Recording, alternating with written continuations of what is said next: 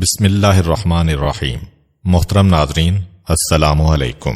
آج کی ویڈیو میں ہم اس وفد کے بارے میں بیان کریں گے جو خاص طور پر رسول کریم صلی اللہ علیہ وآلہ وسلم کو مدینہ تشریف آوری کے لیے دعوت دینے کے لیے مکے گیا۔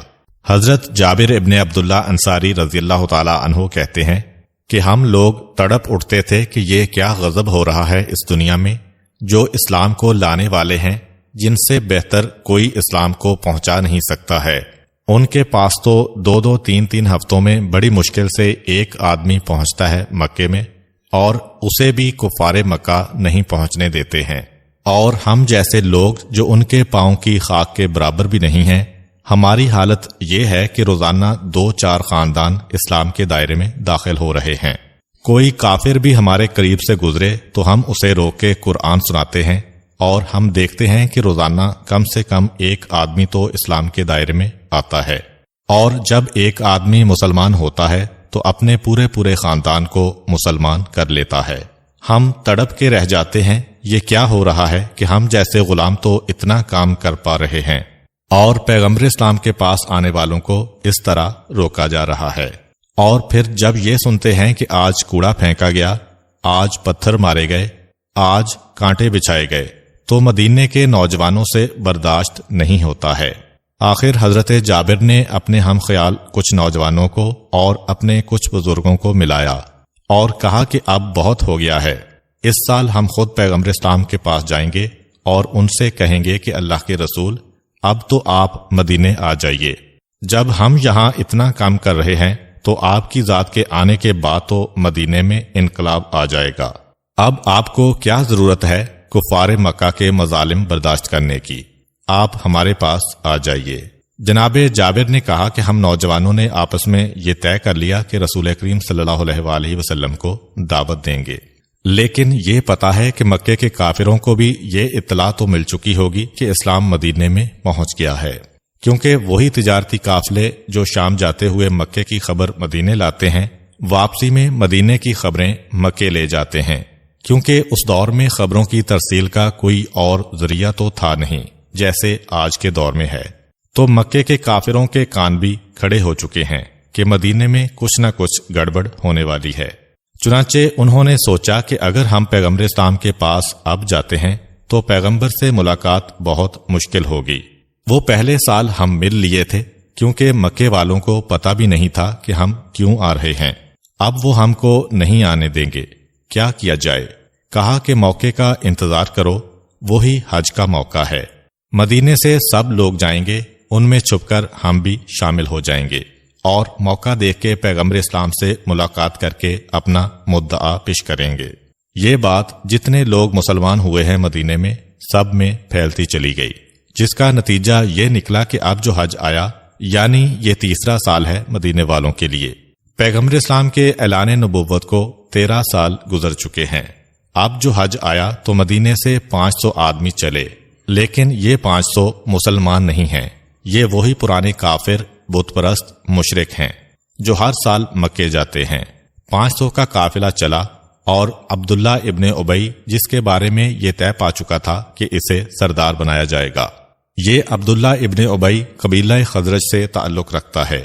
اس کے قبیلے نے جب جنگ بعاث کے موقع پر قبیلہ اوس پہ حملہ کیا تھا تو اس نے اپنے قبیلے کی مخالفت کی تھی اور کہا کہ تم ظالم ہو گئے ہو، میں ظالموں کا ساتھ نہیں دیتا۔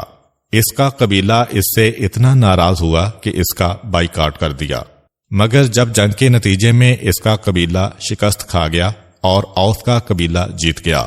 اب اوس نے یاد کیا کہ ہمارے دشمنوں میں ایک ایسا تھا جس نے اپنی ساری قوم کی مخالفت کی تھی ہماری خاطر۔ ان کی طرف سے تجویز آئی کہ اب اس کو مدینے کا سردار بنا لو۔ اس کا اپنا قبیلہ جو پہلے تو اس سے بہت ناراض تھا، لیکن اب وہ شکست کھائے ہوئے ہیں، انہوں نے سوچا کہ یہ بہت اچھا موقع ہے، ہم ہار گئے ہیں، لیکن اگر ہمارا آدمی سردار بن جائے تو پھر ہمارے لیے فائدہ ہے۔ تو بات طے پا گئی تھی کہ اس کو سردار بنانا ہے، اس کے لیے تاج بھی تیار ہو گیا تھا۔ اب مدینے میں اسلام پھیل رہا ہے۔ عبداللہ ابن ابی نہ ابھی اسلام کا حامی ہے نہ اسلام کا مخالف ہے، اس کا مقصد اپنی حکومت ہے اور ابھی تک مدینے میں کوئی ایسے آثار نہیں ہیں کہ وہ ڈر جائے کہ اسلام کے نتیجے میں میری حکومت ماری جائے گی۔ چنانچہ وہ مخالف ہے نہ حامی ہے، وہ اپنے کاموں میں لگا ہوا ہے، لیکن ہے تو تمام قبیلوں کا سردار۔ ابھی اعلان نہیں ہوا ہے، یعنی آج کل کی اصطلاح میں یہ کہا جائے کہ ابھی اسے حلف اٹھانے کی دعوت نہیں دی گئی، لیکن ایک طرح سے غیر سرکاری طور پہ تو طے پا چکا ہے کہ اس کو حکومت ملنا ہے۔ اس کی قیادت میں 500 مدینے والے چلے۔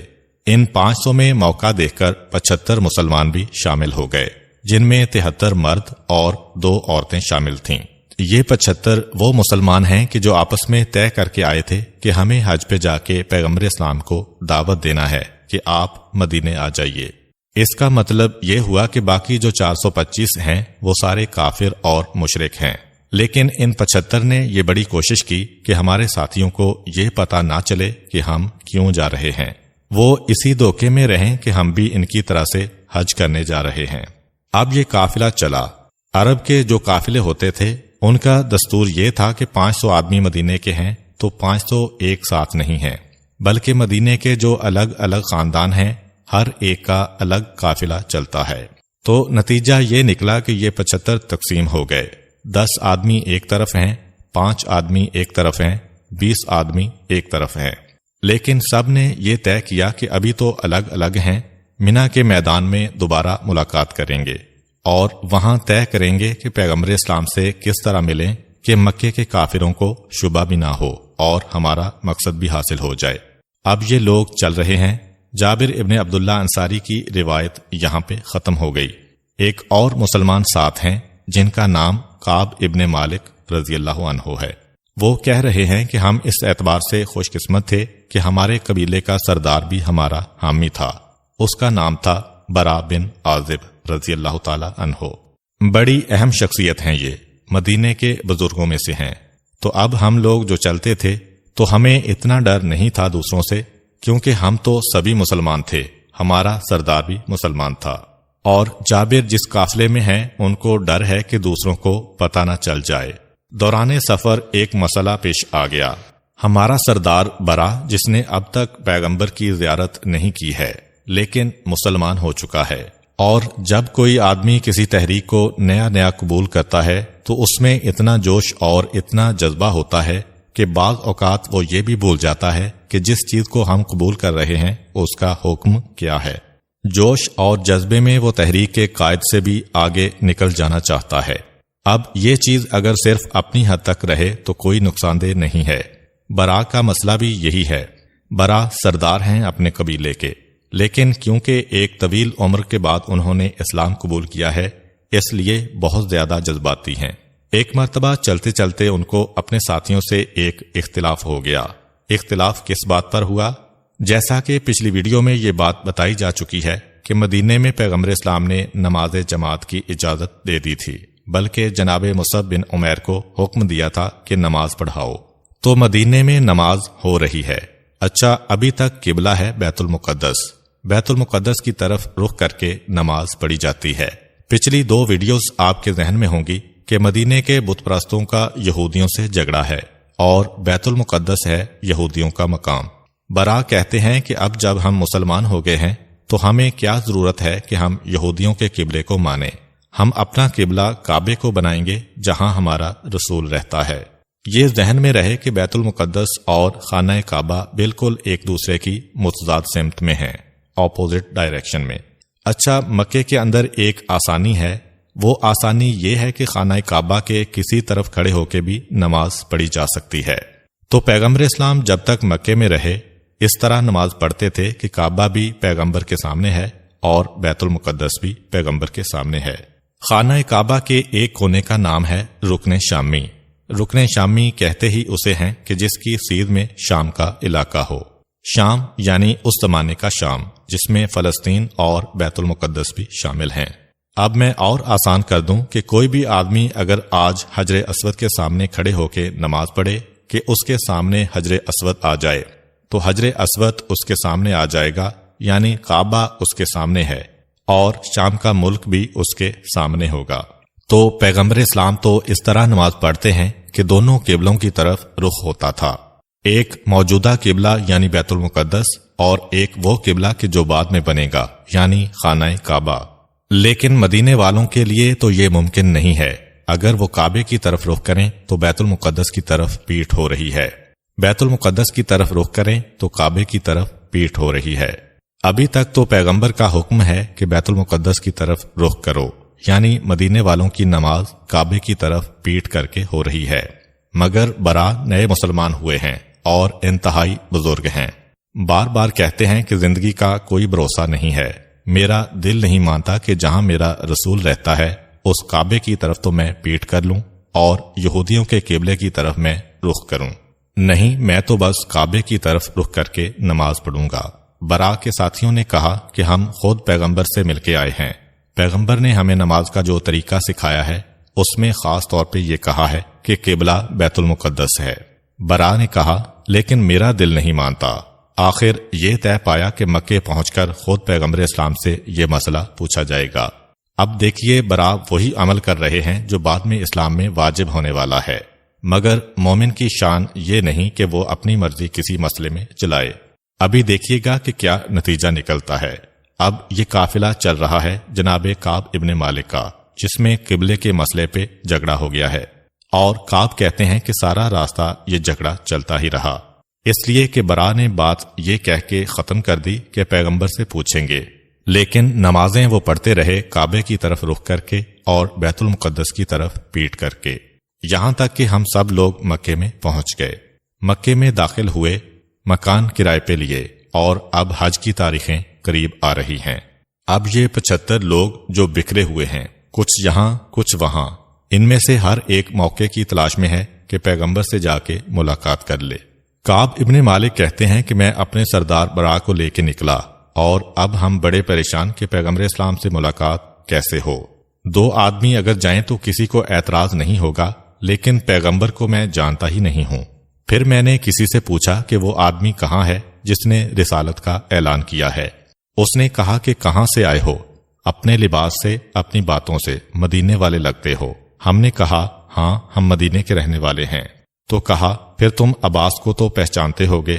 کہا کہ ہاں پہچانتے ہیں۔ جواب دیا بس چلے جاؤ حرم میں، عباس کے پہلو میں وہی آدمی بیٹھا ہوا ہے۔ جناب عباس تجارت کرتے تھے اور ان کے تجارتی قافلے سارے کے سارے شام جاتے تھے، تو خاندان بنی ہاشم میں سب سے زیادہ یہی مدینے جاتے ہیں، کیونکہ ہر قافلہ جو شام جاتا ہے اسے 2 دفعہ مدینے سے گزرنا ہوتا ہے، ایک جاتے وقت ایک آتے وقت۔ تو جناب عباس کو مدینے والے بھی سب پہچانتے ہیں، سالوں سے آ رہے ہیں، اور جناب عباس بھی مدینے کے سارے بڑے بڑے آدمیوں کو پہچانتے ہیں۔ اب پیغمبر اسلام کے ساتھیوں میں اس وقت کون ہے؟ جناب حمزہ رضی اللہ تعالیٰ عنہ ہیں۔ جناب حمزہ تجارت نہیں کرتے، شکار کرتے ہیں۔ دوسرے حضرت علی کرم اللہ وجہہ ہیں جو ابھی تک مدینے نہیں گئے، اور تیسرے پیغمبر اسلام کے غلام ہیں زید رضی اللہ تعالیٰ عنہ۔ ان میں سے کوئی نہ مدینے والوں کو پہچانے اور نہ کوئی مدینے والا ان کو پہچانے، سوائے جناب عباس کے۔ یہ خاندان بنی ہاشم کے بزرگ ہیں، پیغمبر اسلام کے چچا ہیں، اس لیے مدینے والوں سے بات چیت میں جناب عباس پیش ہیں، اور اب تک جناب عباس نے اپنے آپ کو پیغمبر سے اتنا دور رکھا تھا کہ مکے کے کافروں کو شک بھی نہیں ہو سکتا تھا کہ عباس بھی کبھی ہماری مخالفت کریں گے، اور مدینے والوں سے مکے کے کافر پہلے ہی گھبرائے ہوئے ہیں۔ تو جناب عباس کے ہونے سے ایک بڑا سہارا ہے پیغمبر اسلام کو، کہ جو آدمی بھی مدینے سے آتا ہے وہ یہ کہہ دیتا ہے میں تو اپنے دوست عباس سے ملنے آیا ہوں۔ وہ ہر سال قافلہ لے کے میرے پاس آتے ہیں، اور جناب عباس ہر وقت رسول کے ساتھ ہیں، یعنی اب جو عباس سے ملے گا وہ خود بخود رسول سے ملے گا۔ اس لیے پیغمبر اسلام نے اپنی حکمت عملی ذرا بدل دی، نہ حضرت علی کو قریب رکھا، نہ حضرت حمزہ کو قریب رکھا، نہ حضرت زید کو جو اب تک پیغمبر کے ساتھ ہیں 13 سال سے۔ اب عباس کو لے کے آ گئے تاکہ مکے کے کافر عباس کو دیکھ کے مطمئن رہیں، مدینے سے آنے والے افراد ان کی وجہ سے مجھ سے مل سکیں۔ اب یہ دونوں آدمی پہنچے پیغمبر کے پاس، عباس کو پہچانتے ہیں، حرم کے صحن میں جناب عباس بیٹھے ہیں اور ان کے برابر میں پیغمبر تشریف فرما ہے۔ آگے بڑھ کے دونوں نے پیغمبر کو سلام کیا، پیغمبر اسلام نے سلام کا جواب دیا اور حضرت عباس سے کہا انہیں پہچانتے ہو؟ حضرت عباس نے کہا ہاں یہ تو برا ہے، یہ قبیلے کا سردار ہے، جب مدینے جاتا ہوں ایک ملاقات ضرور ہوتی ہے، کیونکہ مدینے کی VIP میں ہیں جناب برا۔ اور دوسرا یہ کعب ابن مالک ہے۔ پیغمبر نے کہا، کون کعب؟ وہ جو مدینے میں شاعری کرتا ہے۔ کعب کہتے ہیں کہ مجھے ساری زندگی اس بات پہ فخر رہا کہ پیغمبر اسلام نے جیسے ہی میرا نام سنا فوراً کہا، وہ کعب جو شاعر ہیں۔ جناب عباس نے کہا، ہاں یہ اپنے قبیلے کا مانا ہوا شاعر ہے۔ پیغمبر اسلام نے ان سے کہا کہ اب تم لوگ یہاں سے چلے جاؤ۔ گھبرا گئے یہ